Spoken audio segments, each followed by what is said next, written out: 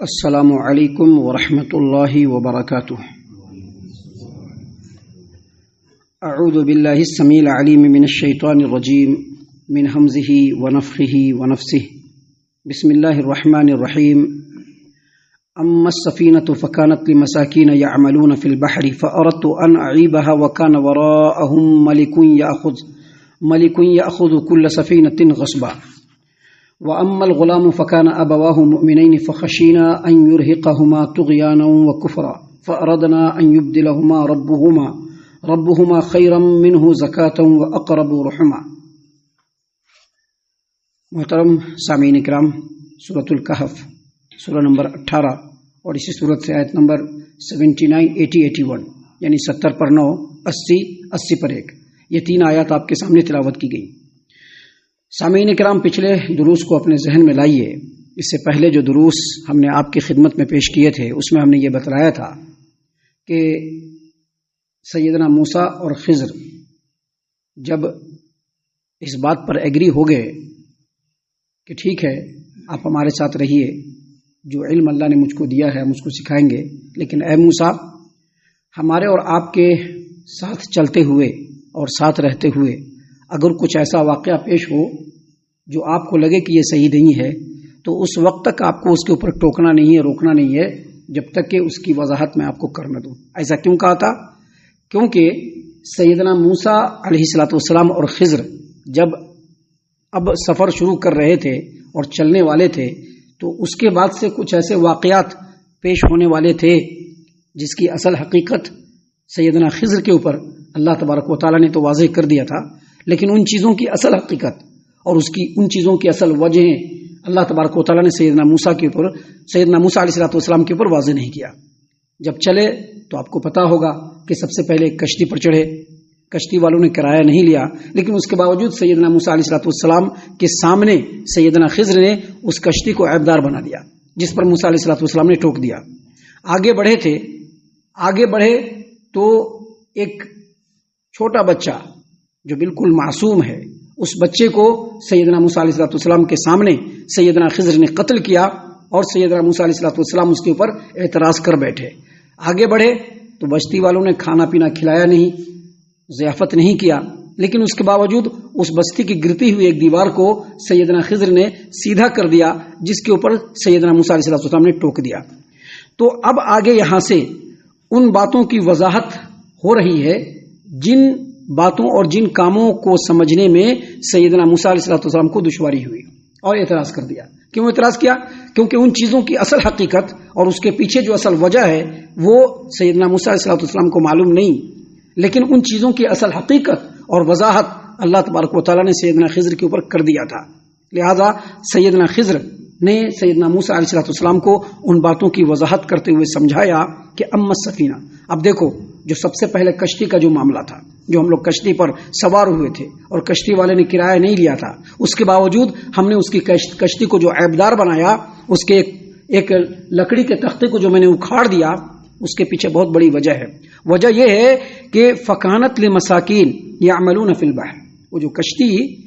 کچھ غریبوں مسکینوں کی تھی، اور بعض روایتوں میں آتا ہے کہ یتیموں کی تھی، جس کے پاس گزارے کا کوئی چیز اور کوئی دوسرا ذریعہ نہیں تھا۔ اب یہ کشتی وہاں سے چل رہی تھی، ہم لوگ وہاں پر سوار ہوئے تھے۔ اس کشتی کو اس رستے سے گزرنا تھا جس جگہ پہ ایک ظالم بادشاہ ہے۔ اس ظالم بادشاہ کا کام کیا تھا کہ جو بھی اچھی بہترین کشتیاں ادھر سے گزرتی تھی اس کو وہ قبضے میں لے لیتا تھا، دیتا نہیں تھا۔ اب یہ غریب اور مسکین لوگ ہیں جن کے بارے میں اللہ تبارک و تعالیٰ نے مجھ کو وضاحت کر دیا کہ اب یہ آگے اگر بڑھے گا تو اس بادشاہ کے پاس پہنچے گا اور وہاں پر وہ بادشاہ اس کشتی کو اپنے کسٹڈی میں لے گا، تو اب ان لوگوں کے لیے کمانے کھانے کے لیے کچھ بھی نہیں رہے گا۔ تو میں نے اس حساب سے اس کشتی کو عیبدار کیا کہ کشتی چلتی بھی رہے، عیب کی وجہ سے بادشاہ اس کو اپنے قبضے میں بھی نہیں لے، اور یہ جو غریب مسکین لوگ ہیں ان کے گزر بسر کا سامان ہوتا رہے۔ یہ اللہ تبارک و تعالیٰ نے مجھ کو بتلا دیا تھا، جس کی وجہ سے میں نے یہ کام کیا۔ تو یہ اصل وجہ ہے۔ اللہ تبارک و تعالیٰ نے اسی بات کو یہاں پر بیان فرمایا کہ سیدنا خضر نے کہا کہ اما السفینہ، جہاں تک کشتی کا سوال ہے، فکانت لمساکین، کچھ مسکینوں کی کشتی تھی، وہ یعملون فی البحر، جو دریا میں کام کرتے تھے، یعنی ان کا جو گزر بسر تھا اسی کشتی کے اوپر تھا۔ کشتی کو چلاتے تھے، اس پار سے اس پار آدمی کو لے جاتے تھے، وہاں سے جو پیسہ ہوتا تھا اس سے اپنا گزر بسر کرتے تھے، کبھی کبھار مچھلی وغیرہ بھی مار لیا کرتے تھے جس کو بیچ کر کے وہ کماتے تھے، دوسرا کوئی ذریعہ نہیں تھا۔ تو سیدنا خضر نے کہا کہ فَأَرَدْتُ أَنْ أَعِيبَهَا، میں نے اس کو عیبدار کر دیا، میں نے اس کو عیبدار کرنا چاہا۔ کیوں چاہا؟ وَكَانَ وَرَاءُهُمْ مَلِكٌ يَأْخُذُ كُلَّ سَفِينَةٍ غَصْبًا، کیونکہ ابھی جو کشتی آگے جانے والی تھی اس کے آگے ایک ایسا بادشاہ ظالم ہے جو غریب لوگوں کی کشتیوں کو، جو اچھی کشتیاں ہوتی تھی، فریش کشتیاں ہوتی تھی، اس کو وہ اپنے انڈر میں کر لیتا تھا، اس لیے میں نے اس کو عیبدار بنا دیا۔ سامعین کرام، آگے سیدنا خضر نے اپنے باتوں کا تسلسل جاری رکھتے ہوئے کہا، اللہ تبارک و تعالیٰ نے بیان فرمایا وَأَمَّا الْغُلَامُ، اور تم کو یاد ہوگا وہ لڑکا، جب ہم لوگ کشتی سے اترے تھے اور ساحل سمندر کے کنارے کنارے چل رہے تھے تو وہ جو نوجوان لڑکا تھا، وہ جو غلام تھا، وہ جو چھوٹا لڑکا تھا جو انتہائی خوبصورت اور انتہائی معصوم تم کو لگ رہا تھا، جس کے گردن کو پکڑ کر کے میں نے مڑوڑ کر اس کو قتل کیا،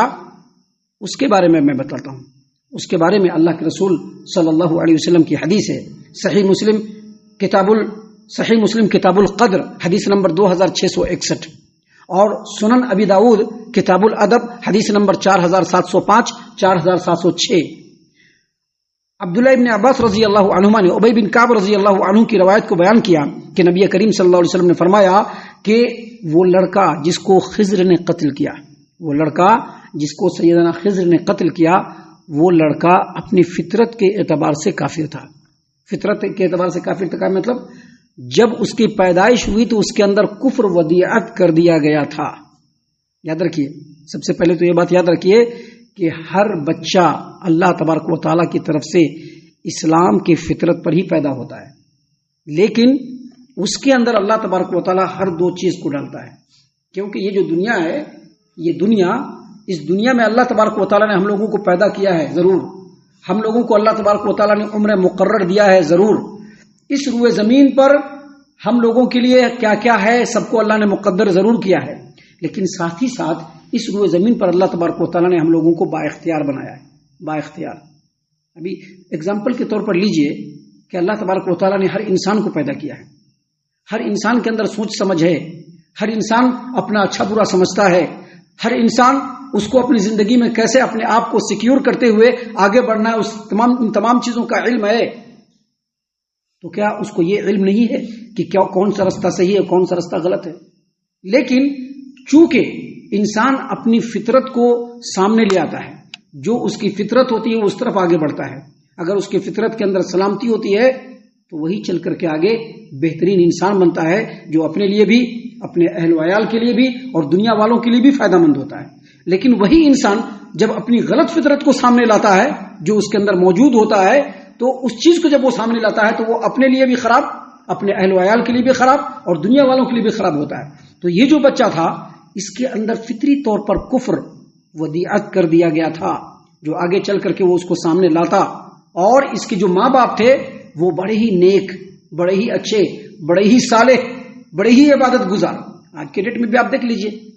ایک انسان جب بچہ پیدا کرتا ہے تو اس آدمی کی چاہت کیا ہوتی ہے کہ اس کا بچہ بہترین بنے، اچھا بنے، خود بھی خیر والا بنے، اپنے اہل و عیال کے لیے بھی خیر والا بنے، اور اپنے سماج و معاشرے کے لیے بھی خیر والا بنے۔ وہ بچہ اگر اچھا بنتا ہے، خیر والا بنتا ہے، تو ماں باپ کتنا خوش ہوتے ہیں، خوش ہوتے ہیں کہ نہیں خوش ہوتے ہیں؟ لیکن وہی بچہ جب بدکار نکلتا ہے، بد کردار نکلتا ہے، اپنے لیے بھی خراب، اپنے اہل و عیال کے لیے بھی خراب اور سماج و معاشرے کے لیے بھی خراب نکلتا ہے، تو سب سے زیادہ تکلیف کس کو ہوتی ہے؟ ماں باپ کو ہی ہوتی ہے۔ سب سے زیادہ تکلیف جب بچہ ردی ہوتا ہے تو سب سے زیادہ تکلیف ماں باپ کو ہی ہوتی ہے، اور کبھی کبھی ایسا بھی ہوتا ہے کہ اس بچے کے ردی ہونے کی وجہ سے ماں باپ بھی ردی ہو جاتے ہیں بچے کی محبت میں۔ تو اللہ تبارک و تعالیٰ نے فرمایا کہ سیدنا خضر نے کہا فَأَمَّا الْغُلَامُ، جہاں تک اس بچے کی بات ہے، فَكَانَ أَبَوَاهُ مُؤْمِنِينَ، تو اس بچے کے دونوں ماں باپ مومن تھے، بڑے اچھے تھے، خیر و بھلائی والے تھے۔ فَخَشِينَا أَن يُرْهِقَهُمَا طُغْيَانًا وَكُفْرًا، اور چونکہ یہ بچہ آگے چل کر کے کفر و شرک اور غلط کاموں میں سرکشی کر کے حد سے بڑھنے والا ہوگا، تو ہم لوگوں کو ڈر لگا کہ کہیں آگے چل کر کے یہ اپنے ماں باپ کو مخمصے میں نہ ڈال دے، کفر و شرک میں نہ پھنسا دے، کہیں ماں باپ کے لیے وبال جان نہ بن جائے، کہیں ماں باپ کے دل کا جو ہے بالکل ناسور نہ بن جائے، یہ سوچ کر کے بچے کو قتل کرنے کا حکم اللہ تبارک و تعالیٰ نے دیا اور ہم نے قتل کر دیا۔ سامعین کرام، حافظ ابو جعفر ابن جریر طبری رحمۃ اللہ علیہ تفسیر الطبری میں فرماتے ہیں کہ جب وہ بچہ پیدا ہوا تھا تو ماں باپ بڑے خوش ہوئے، اور جب وہ بچہ قتل کر دیا گیا تو ماں باپ بڑے غمگین ہوئے، لیکن یہی بچہ آگے چل کر کے ماں باپ کے لیے بالکل ناسور بننے والا تھا، جو اللہ تبارک و تعالیٰ بالکل نہیں چاہتے تھے۔ اسی لیے اللہ تبارک و تعالیٰ نے فیصلہ فرمایا کہ اس بچے کو قتل کر دیا جائے۔ اس سے یہ پتہ چلتا ہے کہ کبھی کبھی امام قتادہ رحمۃ اللہ علیہ فرماتے ہیں کہ کبھی کبھی کچھ ایسے فیصلے ہوتے ہیں جو ہمیں ایسا لگتا ہے کہ ہمارے لیے ناپسند ہے، لیکن اس کے اپوزٹ جو فیصلہ ہوتا ہے وہ ہم کو پسند ہوتا ہے، اور اللہ نے ہمارے لیے یہ فیصلہ کیا ہے جو ہم کو ناپسند ہے، تو یہ فیصلہ ہمارے اس پسند سے بہتر ہے جو اللہ تبارک و تعالیٰ نے ہمارے لیے کیا ہے۔ لہذا اللہ تبارک و تعالیٰ نے نہ صرف یہ کہ اس بچے کو قتل کروایا، آگے چل کر کے اللہ تبارک و تعالیٰ نے اسی والدین کو بہترین اولاد سے بھی نوازا۔ اس لیے اللہ تبارک و تعالیٰ نے فرمایا کہ سیدنا خضر نے کہا فَأَرَدْنَا أَن يُبْدِلَهُمَا رَبُّهُمَا خَيْرًا مِّنْهُ زَكَاةً وَأَقْرَبُ رُحْمًا، تو ہم نے چاہا کہ ان کا رب اس بچے کی جگہ سے اس کو ایسا بچہ دے، اس بچے کے مقابلے میں ایسا بچہ دے جو نیت کے اعتبار سے پاکیزہ ہو اور محبت کے اعتبار سے بہت بڑھ کر کے ہو، یعنی بہترین نیت والا بھی ہو اور ماں باپ سے بہت محبت کرنے والا بھی ہو، ایسا بچہ ہم اپنے اس بندے کو دیں۔ تو یہاں پر یہ پتہ چلا کہ اس روئے زمین پر بہت سارے ایسے کام ہوتے ہیں جو ہمارے لیے بھی ہوتے ہیں، ہمارے اپنوں کے لیے بھی ہوتے ہیں، ہمارے دوست و احباب کے لیے بھی ہوتے ہیں، اور دیگر مومنین کے لیے بھی ہوتے ہیں، جو ایسا فیصلہ ہوتا ہے کہ ایسا لگتا ہے کہ اس میں ہمارے لیے گھاٹا ہے، لیکن اس فیصلے میں اللہ تبارک و تعالیٰ ایسی مصلحتیں پوشیدہ رکھتا ہے، پنہا رکھتا ہے کہ انہی فیصلوں کے ذریعے سے اللہ تعالیٰ انسان کو سربلند کر دیتا ہے، بالکل گل و گلزار کر دیتا ہے۔ لہذا ہمیشہ رب کے فیصلے پر راضی رہنا چاہیے اور اللہ تعالیٰ کا جو فیصلہ ہو ہمیشہ وہاں پہ گردن جھکا دینا چاہیے۔ سامعین کرام، ابھی سیدنا خضر نے ایک اور وجہ بیان کرنا ہے جس کو ہم کل آپ کے سامنے بیان کریں گے۔ انہوں نے ایک اور وجہ بیان کی جس کو اللہ تبارک و تعالیٰ نے قرآن کریم میں نازل فرمایا، جس کو انشاءاللہ کل بیان کریں گے، اور کل کے بعد کے دروس میں بھی بہت ساری ایسی باتیں ہوں گی جو ہمارے لیے نصیحت آمیز ہوں گی۔ ہم اللہ سے دعا کرتے ہیں کہ اللہ تعالیٰ ہم تمام کو ان باتوں کے اوپر خوب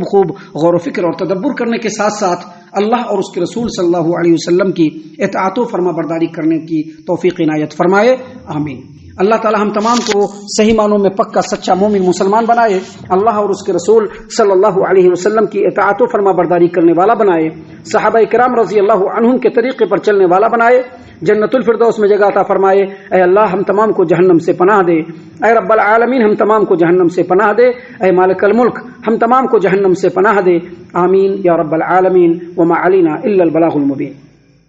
تبارك الذي نزل الفرقان على عبده ليكون للعالمين نذيرا